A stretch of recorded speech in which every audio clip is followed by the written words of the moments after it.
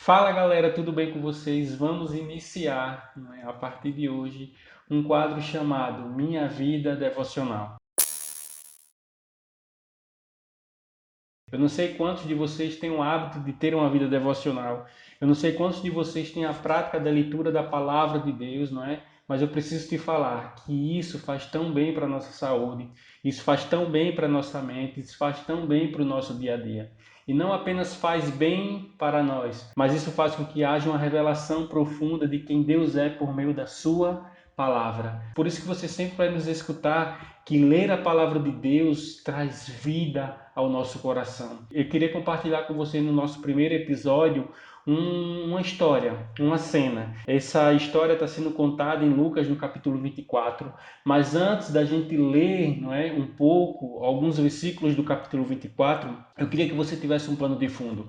A Bíblia deixa claro pelo apóstolo João no seu evangelho que se todas as coisas fossem escritas daquilo que Jesus falou ou fez, não haveria papel no mundo que desse, porque foram muitos feitos, foram muitas obras, foram muitas coisas que Jesus falou.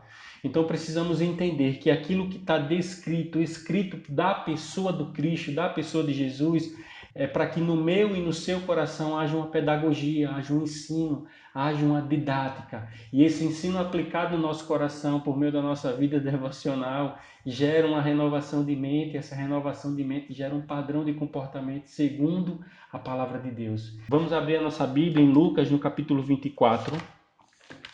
Lucas, capítulo 24, uma história bem conhecida, né, que é Jesus no caminho de Emaús. A Bíblia fala o seguinte a partir do versículo 13. Naquele mesmo dia, dois deles estavam indo para um povoado chamado Emaús, a 11 quilômetros de Jerusalém. No caminho, conversavam a respeito de tudo o que havia acontecido. Enquanto conversavam e discutiam, o próprio Jesus se aproximou e começou a caminhar com eles, mas os olhos deles foram impedidos de reconhecê-lo. Queria que a gente parasse aqui por um momento. Preciso te falar a segunda coisa. A primeira coisa foi: existe uma didática, um ensino que Jesus quer trazer ao meu e ao seu coração por aquilo que foi descrito da sua pessoa. Então Jesus intencionalmente ele vai ao encontro desses dois camaradas para caminhar com ele. E todas as vezes que Jesus caminha conosco, a gente caminha com Jesus, faz essa troca. Eu preciso te falar que isso gera morte. E o interessante é que nesse primeiro fato é que Jesus impede com que os camaradas, Cleopas, mais na frente a gente vai descobrir o nome dele, Cleopas e o seu amigo possam conhecer, reconhecer quem Jesus era. O fato é, Jesus já estava ressurreto. Ele já havia vencido a morte. Ele já tinha vencido, não é, aquilo que para muitos poderia ser impossível, ao ponto de ressuscitar e voltar segundo aquilo que ele próprio tinha dito. Mas aqueles homens foram impedidos de reconhecer Jesus. Como eu te falei, Jesus quer nos ensinar algo. E a primeira lição que Jesus quer nos ensinar dentro desse contexto é: apenas a sua presença não basta. Você deve estar aí agora, mano, esse cara é um herege. Esse cara tá falando abobrinha. Não, não tô, mano. Preste atenção comigo.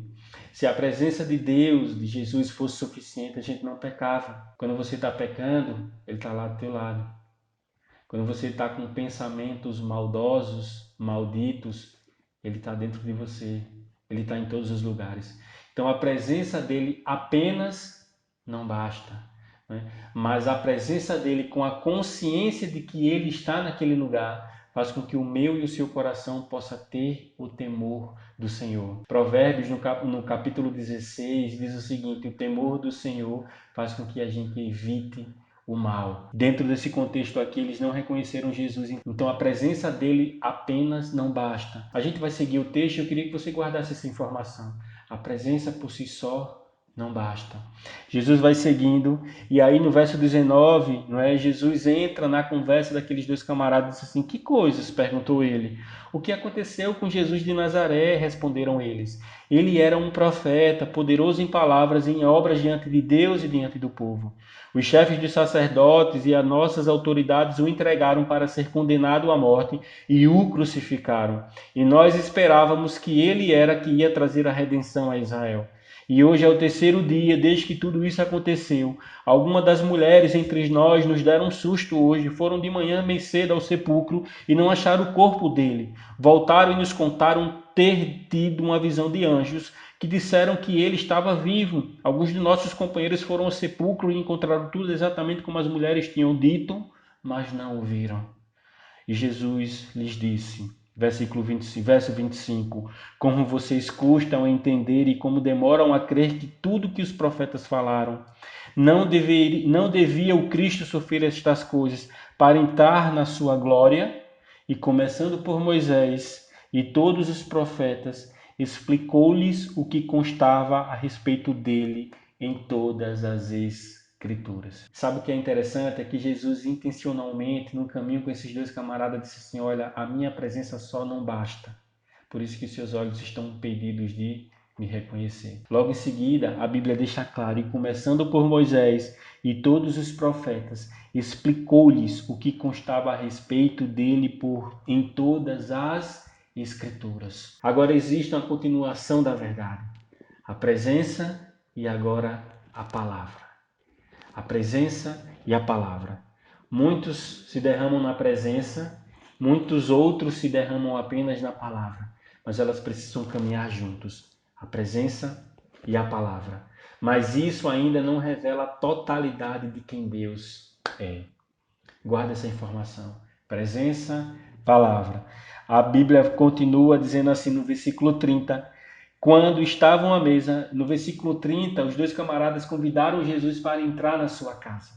É um convite meio ousado, convidar Jesus para entrar na casa, porque todas as vezes que Jesus entra na casa, ele faz uma mudança. Porque ele, sendo o Senhor de todas as coisas, ele pode mudar o sofá de lugar, ele pode mudar a TV, ele pode mudar todas as coisas. Mas isso precisa de um convite. Eles convidaram Jesus a entrar. Versículo 30 diz o seguinte, quando estavam à mesa com eles, tomou o pão, deu graças, partiu e deu a eles. Então os olhos deles foram abertos e o reconheceram. A presença, a palavra e o compartilhar revela a totalidade de quem Deus é. Só naquele momento que Jesus levantou o pão aos céus, agradeceu, partiu e deu, foi que eles perceberam, reconheceram quem Cristo era. Hoje vivemos três coisas distintas enquanto igreja, enquanto pessoa. As pessoas que vivem apenas em favor da presença, se derramam naquele lugar, mas a presença não transforma a vida. As pessoas que vivem apenas na leitura da palavra, fazendo com que aquela palavra não gere vida, mas gere apenas conhecimento.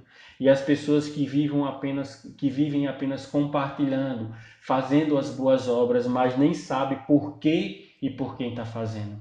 Mas existe um convite de Deus para esse tempo, para que eu e você possamos viver essas três coisas, revelando a totalidade de quem Deus é: a presença, a palavra e o compartilhar. O interessante é que no final dessa história esses homens saem em carruada, correndo, dizendo assim, ei, é verdade, tudo aquilo que ele disse é verdade, tudo aquilo que ele disse, ele cumpriu, ele ressuscitou. Por quê?